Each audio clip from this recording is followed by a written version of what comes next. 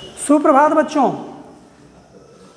तो आज के इस कक्षा में आप सर्वप्रथम अपना हाजिरी बना लें, अटेंडेंस बना लीजिए।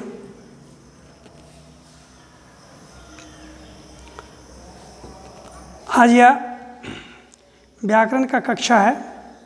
व्याकरण पढ़ाई हो रही है करीब विगत 3-4 दिनों से। तो आज भी व्याकरण की ही पढ़ाई होगी।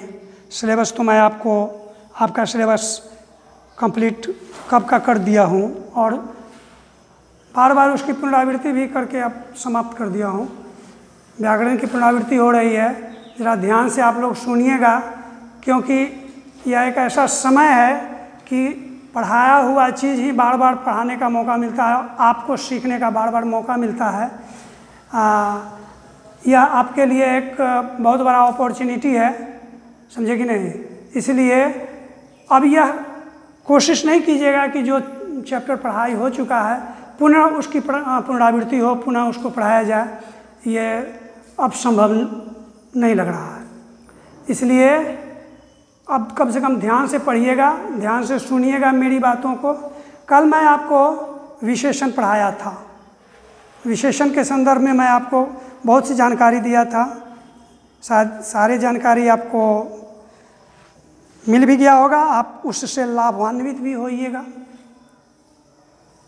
आज मैं उसी क्रम में भाषा के प्रकार का चौथा भेद है क्रिया। संज्ञा पढ़ा दिया, सर्वनाम पढ़ा दिया, विशेषण भी मैं कल पढ़ा ही दिया।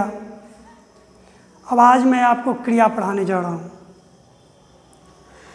तो क्रिया क्या है, क्रिया कहते किसे हैं? पहले तो इस चीज़ को जानना जरूरी है कि क्रिया कहते हैं किसे हैं। अंग्रेजी में इसे हम वर्ब कहते हैं, एक्टिव वर्ब। तो संज्ञा या सर्वनाम के द्वारा जो भी कार्य किया जाता है उसी कार्य को हम क्रिया कहते हैं। सरल शब्दों में कि संज्ञा या सर्वनाम के द्वारा जो भी काम किया जाता है उसे क्रिया कहते हैं। जैसे खाना, पीना, गाना, हंसना, रोना, पढ़ना, लिखना, बहुत सारी क्रियाएं हैं। लेकिन क्रिया की उत्पत्ति कैसे हुई, क्रिया कैसे बना, इस संदर्भ में भी आपको जानना जरूरी है कि क्रिया की उत्पत्ति धातु से होती है। समझे कि नहीं? अगर धातु नहीं तो क्रिया नहीं। बिना बेस का आप मकान नहीं ना बना पाइएगा। मकान बनाने के लिए आपको फाउंडेशन की आवश्यकता होती है। मजबूत फाउंडेशन दीजिएगा तो मजबूत महल का निर्माण आप कर सकते हैं। अब बिना फाउंडेशन का आप चाहिएगा कि मैं महल का निर्माण कर लूँ, कतई संभव नहीं है। तो इसी प्रकार से क्रिया के मूल में धातु होते हैं। इसी धातु में जब कोई प्रत्यय लगा दिया जाता है तो क्रिया का रूप ले लेता है। तो सबसे पहले तो आपको समझना होगा कि धातु क्या है। तो क्रिया के मूल रूप को धातु कहते हैं। जैसे लिखना में लिख धातु हो गया, पढ़ना में पढ़ धातु हो गया, गाना में गा धातु हो गया। मतलब कि जिसके योग से क्रिया की उत्पत्ति होती है उस मूल शब्द को धातु कहते हैं। अब आइए, धातु कितने प्रकार के होते हैं? तो धातु मोटा मोटी 2 प्रकार के होते हैं। एक मूल धातु और दूसरा यौगिक धातु। पहला मूल धातु होता है, दूसरा यौगिक धातु होता है। मूल धातु क्या है और यौगिक धातु क्या है, इसके संबंध में भी आइए सीख लें। मूल धातु होता है कि जो अपने आप में स्वतंत्र होता है, जिस पर किसी दूसरे अन्य शब्दों का कोई प्रभाव नहीं पड़ता है, जो अपने आप में स्वतंत्र होता है, वह मूल धातु होता है। जैसे लिख, पढ़, गा, खा, जा, कर, ये जो शब्द हुए मूल धातु हुए। और एक यौगिक धातु होता है जो किसी दूसरे शब्द के संयोग से वो बनता है, तो उसको हम यौगिक धातु कहते हैं।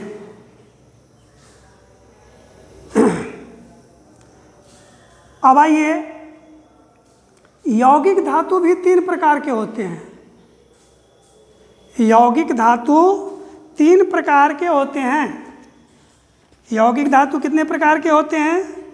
3 प्रकार के होते हैं। एक वह होता है जो धातु में प्रत्यय लगाने के बाद जब अकर्मक क्रिया सकर्मक क्रिया हो जाती है या प्रेरणार्थक क्रिया हो जाती है, तो वो पहला है यौगिक का पहला भेद। पहला भेद है कि धातु में प्रत्यय लगाने के बाद अकर्मक क्रिया भी सकर्मक हो जाती है और प्रेरणार्थक क्रिया के रूप ले लेती है। दूसरा इसका है कि 2 धातुओं को मिलाने से जो एक नए धातु की उत्पत्ति होती है उसे संयुक्त धातु कहते हैं। संयुक्त का मतलब होता है जोड़, ऐड, समझे कि नहीं, मिलान, मिलाप। तो इसको हम इसीलिए नाम इसका रखें हम संयुक्त धातु। तो 2 धातुओं को मिलाने से जो तीसरा एक धातु बनता है वो संयुक्त धातु कहलाता है। और तीसरा है कि संज्ञा या विशेषण, संज्ञा या विशेषण से नाम धातु क्रियाएं बनती हैं। संज्ञा या विशेषण से नाम धातु क्रियाएं बनती है। तो हमको ऐसा लगता है कि इसमें से कुछ शब्द आपके लिए नया हो सकता है। संज्ञा, सर्वनाम, विशेषण, ये सब नया क्या होगा। लेकिन हाँ, जो बच्चे किताब से जुड़े हुए नहीं होंगे उनके लिए प्रेरणार्थक क्रिया और नाम धातु क्रिया थोड़ा नया शब्द लगता होगा। तो प्रेरणार्थक क्रिया वह क्रिया होता है जो कर्ता स्वयं न कार्य करके किसी दूसरे से वह कार्य करवाता है, प्रेरित करके, इसीलिए इसका नाम हो गया प्रेरणार्थक क्रिया। जो वह कोई काम करने के लिए दूसरे को प्रेरित किया जाए उसको प्रेरणार्थक क्रिया कहते हैं। और जब प्रेरणार्थक क्रिया होती है तो उसमें धातु का रूप भी बदल जाता है। लिखना नाम धातु क्रिया हो गया, पढ़ना नाम धातु क्रिया हो गया, गाना नाम धातु क्रिया हो गया।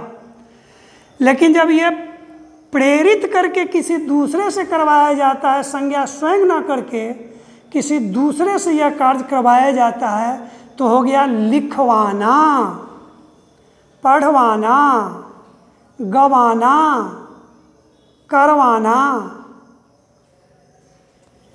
तो ये सारे शब्द जो हैं नाम धातु ये प्रेरणार्थक क्रिया के अंतर्गत आते हैं। मुझे विश्वास है कि आप लोग समझ गए होइएगा।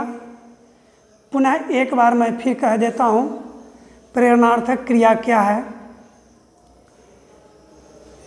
किसी वाक्य में जब संज्ञा स्वयं कार्य न कर किसी दूसरे व्यक्ति से वह कार्य करवाता है, दूसरे व्यक्ति को वह कार्य करने के लिए प्रेरित करता है, उकसाता है, दबाव डालता है, तो वैसे क्रियाएं को प्रेरणार्थक क्रिया कहते हैं। जैसे राम पत्र लिखता है,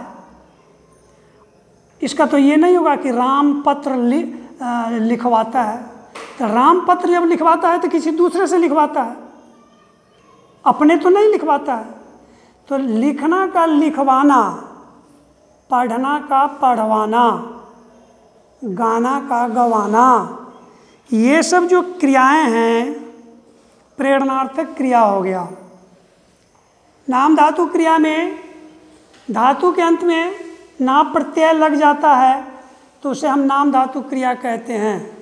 ये तो बिल्कुल सरल सिंपल सी बात है कि क्रिया में मूल धातु में जब ना प्रत्यय लगता है और उससे जो क्रिया का रूप होता है उसे हम नाम धातु क्रिया कहते हैं।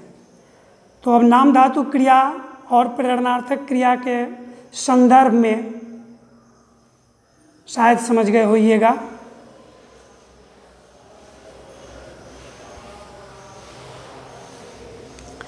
आज मैं आपको इतना ही पढ़ा रहा हूँ क्योंकि ज़्यादा पढ़ा देना बहुत अच्छी बात मेरे समझ से नहीं है, क्योंकि बच्चे को उतना ही बोझ देना चाहिए, उतना ही लोड देना चाहिए जितना लोड वह उठा ले।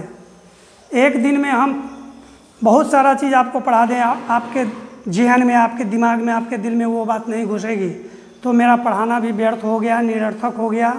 इसीलिए थोड़ा कम ही पढ़िए, लेकिन उस चीज़ को भली भांति अपने मानस पटल में अंकित कर लीजिए, तो सबसे बड़ी पढ़ाई यही हुई। तो आज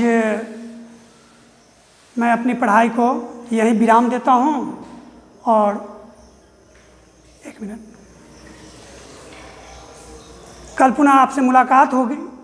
तब तक के लिए आप स्वस्थ रहिए, निरोग रहिए, प्रसन्न रहिए, यही मेरी शुभकामना है। धन्यवाद।